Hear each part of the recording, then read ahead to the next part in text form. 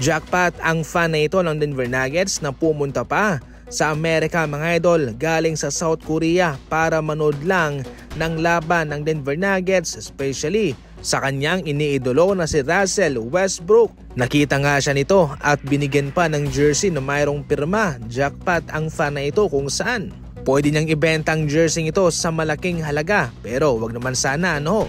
At syempre pangalawa, big time to para sa kanya sapagkat mayroon siyang gantong jersey na pirmado pa ni Russell Westbrook. Hindi lahat ng fan ay nabibigyan ng gantong oportunidad.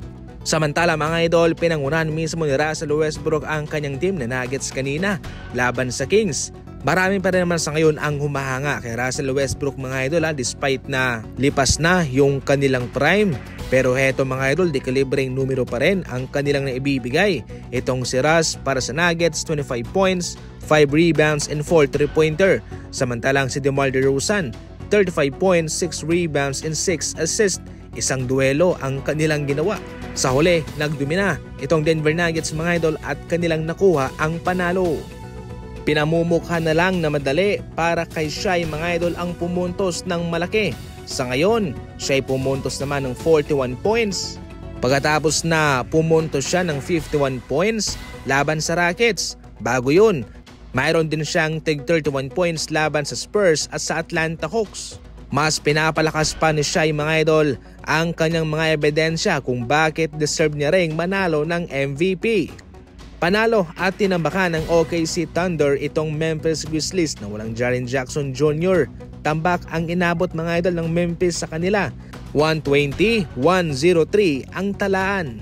Para sa inyo mga idol, sa mga fans ni Shai dyan, landslide na ba to? Siya na ba ang MVP sa season na ito? I-comment lang yan.